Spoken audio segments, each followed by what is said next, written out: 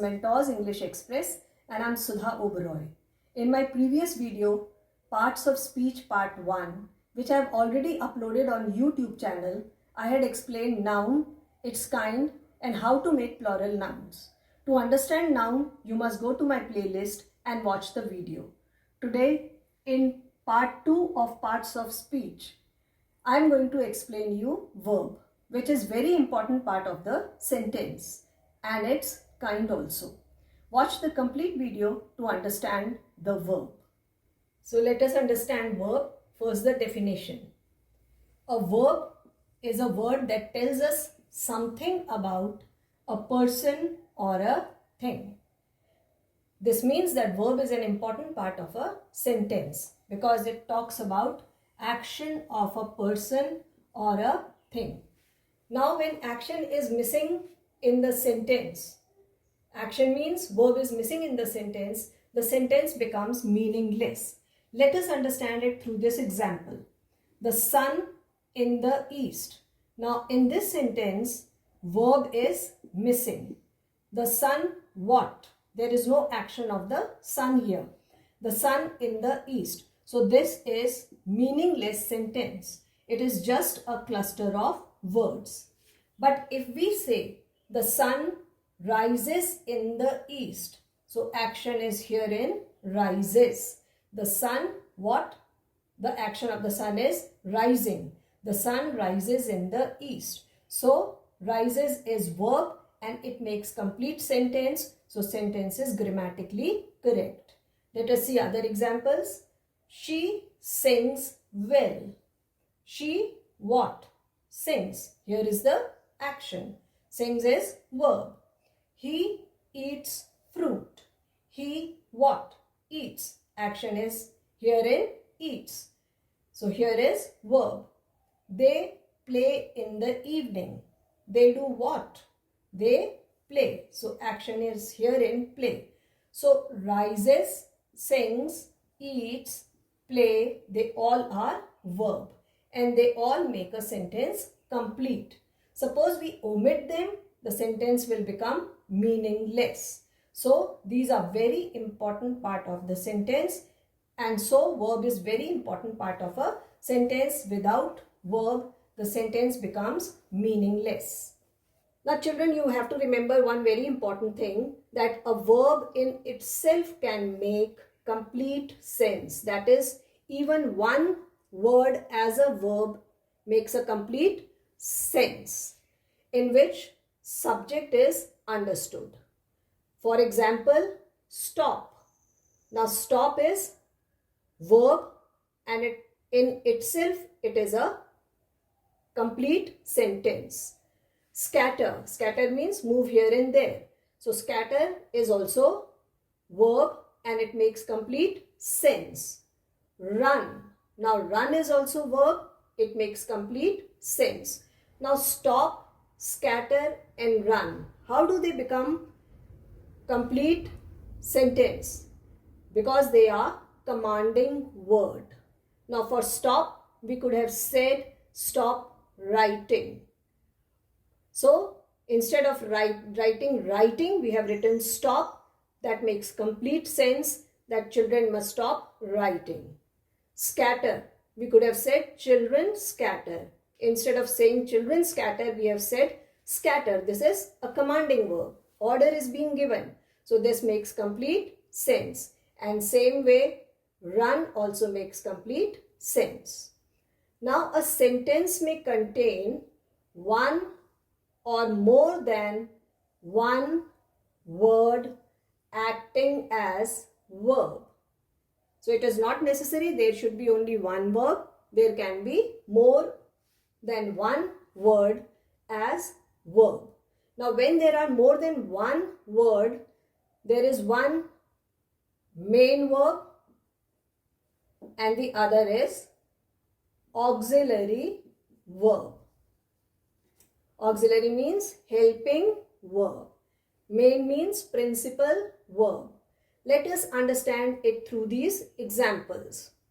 I play. Here I is subject and play is verb. There is only one single word as verb in this sentence. See the second sentence, I am playing. I again is subject, am playing is verb, am playing are verbs. So there are two verbs in this sentence. Play is main verb and am is auxiliary, that is helping verb. See the third sentence, I have been playing. Here three verbs have been used. I again is subject, play is main verb, have been are auxiliary verbs. See next sentence, I might have been playing. Here four verbs have been used. I is subject, play is main verb, might have been are auxiliary verbs. So children, now you understand that when there are more than two words used as verbs, one is main verb and the other are auxiliary verbs. So in all these sentences, play is main verb and the other words like am, have been, might have been, they all are auxiliaries. So children, verb is very important part of a sentence. It tells us about the action. Without verb, a sentence becomes meaningless. So there should be a verb in the sentence. Sometimes one single word can make complete sense. And sometimes there are more than one words as verb in a sentence. Let us understand kinds of verb. There are two kinds of verbs. One is transitive verb and the other is intransitive verb. Let us first understand transitive verb. A transitive verb is a verb that denotes an action which passes from the subject to the object.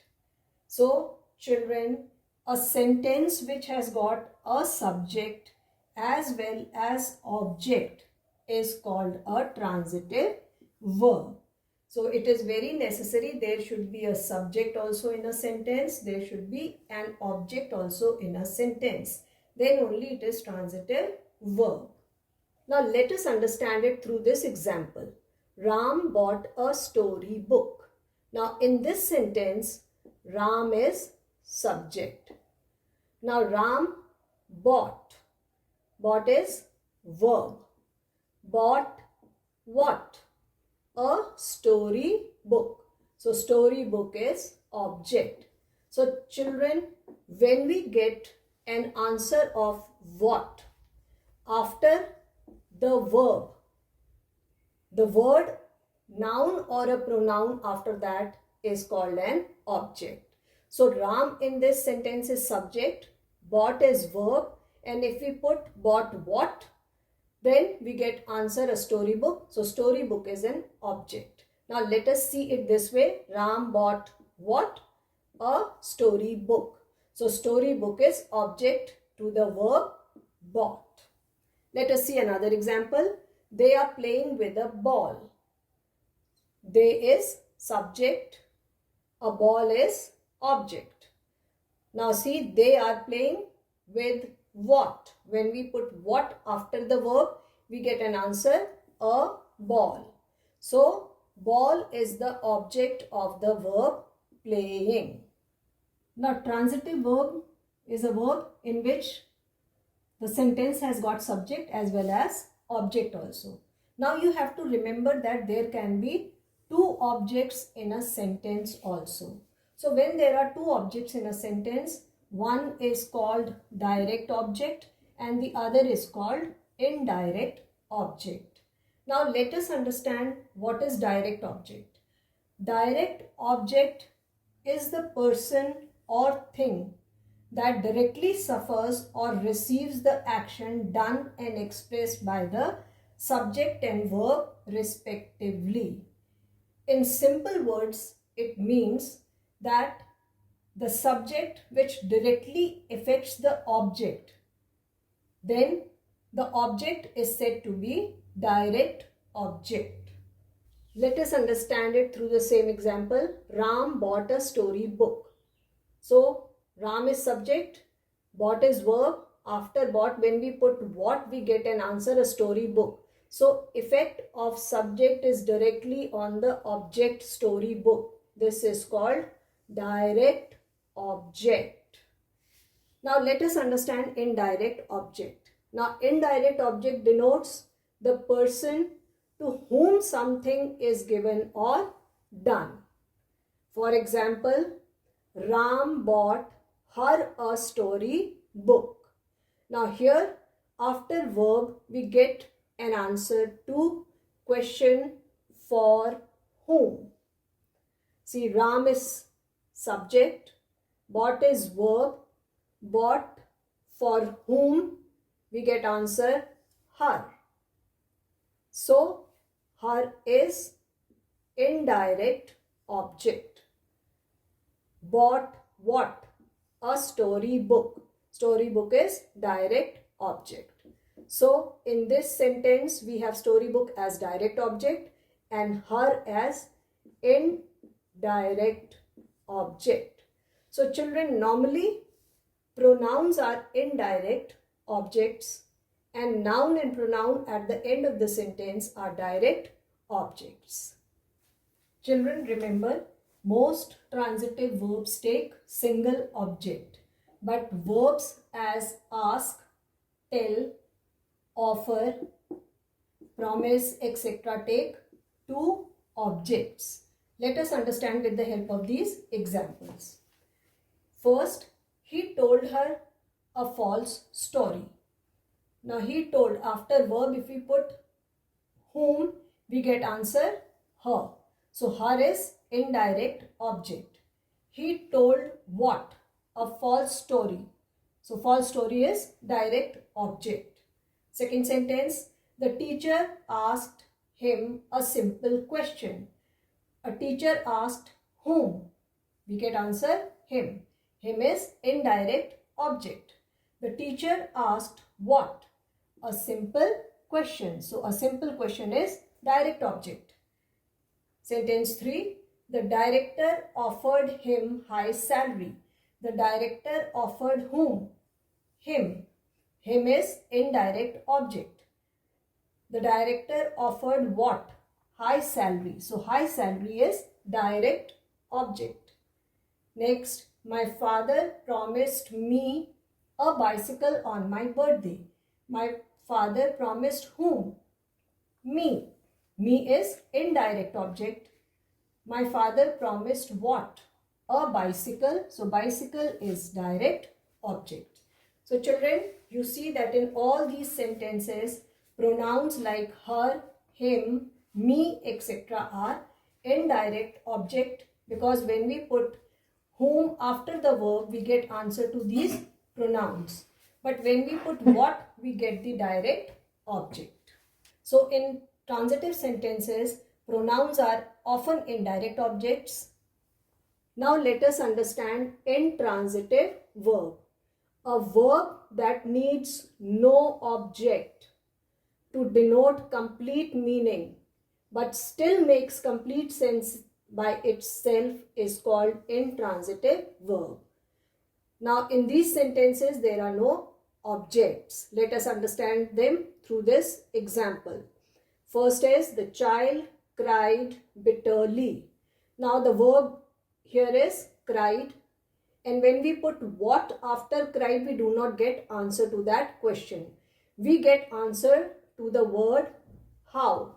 So there is no object in this sentence. So this sentence is intransitive sentence. So now it is very clear, when we put what after the verb and we get an answer to that, then it is transitive, and when we do not get answer to it, it is intransitive verb.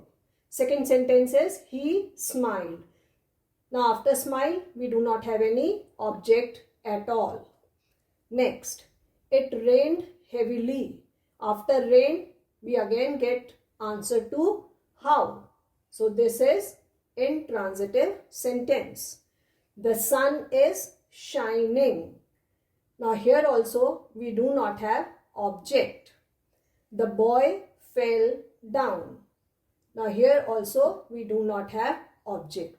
So children, when a sentence doesn't have any object and makes complete sense in itself, it is called intransitive verb. So transitive and intransitive are very clear to you. Transitive sentences have got subject and object. Intransitive sentences do not have objects. Now let us understand verbs of incomplete predication. Now when an intransitive verb means a sentence which does not have an object.